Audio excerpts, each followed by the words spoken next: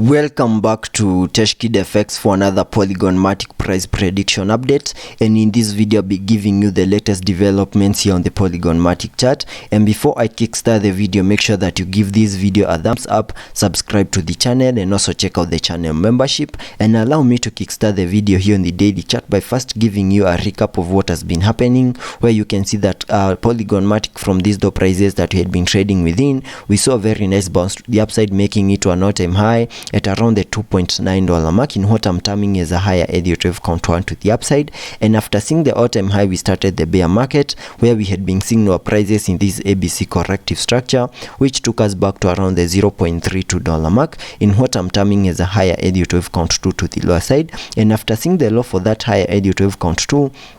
whatever we expect next is a 5-wave structure to the upside in the formation of a higher Elliot wave count 3, where I expect the formation of this wave 5 of the fractal wave to complete the formation of that higher Elliot wave count 3 to the upside, and sketching out a minimum target area to the upside in the formation of this wave 3 by connecting the trend based Fibonacci from the low of the first wave to the high of that wave 1, then dragging the fibs to the low of the second wave. That gives me a minimum target area at the fib level 1.618, and that is at around the $5.0353 mark, and that is the minimum that I'm expecting that wave 3 to the upside to do, and that is what I'm also expecting on the long-term scenarios. And jumping to the 4-hour chart for further analysis.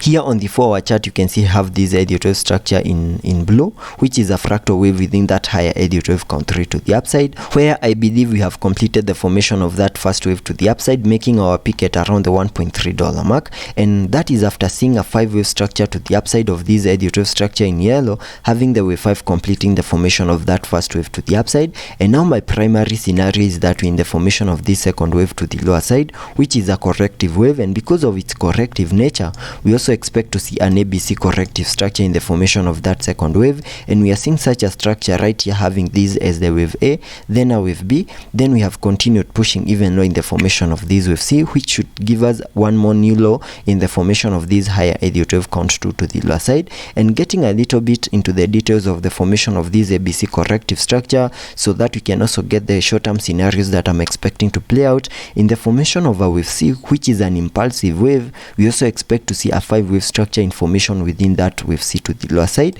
and I believe we are seeing such a structure right here, having this as the first wave to the lower side. And now my primary scenario on the formation of this ABC corrective structure in the formation of that wave C, I'm expecting the formation of this wave 2, then a wave 3, then a wave 4, and then continue pushing even low in the formation of that wave 5. And using the Fibonacci's, I had sketched out a minimum target area to the upside in the formation of that second wave by connecting the Fibonacci's from the high of that first wave to the low of the first wave, and that gave me a minimum target area between the fib level 0.618 and the fib level 0.5, and that lies between the $0.87 mark and the $0.85 mark, and that is the minimum that I would expect that second wave to the upside to do. So in the formation of this wave 2, I'm expecting an ABC corrective structure to also play out, having the wave C fully maximizing the formation of this second wave to the upside. And in the formation of this ABC corrective structure, we are also expecting to see lower Elliot wave degrees in formation within this ABC corrective structure.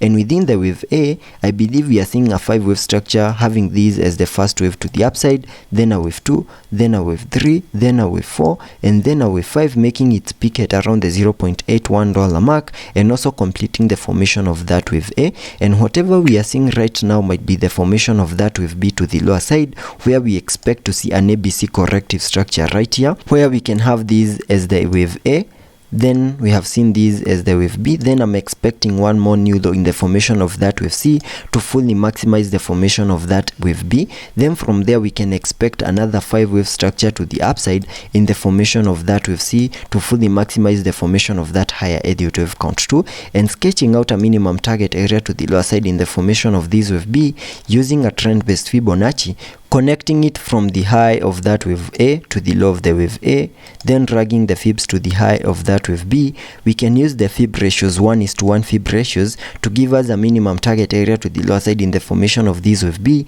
at the fib level 1. That is at around the $0.77 mark, and that is the minimum that I would expect that wave B to the lower side to do. Then from there we can expect a 5-wave structure to the upside in the formation of that wave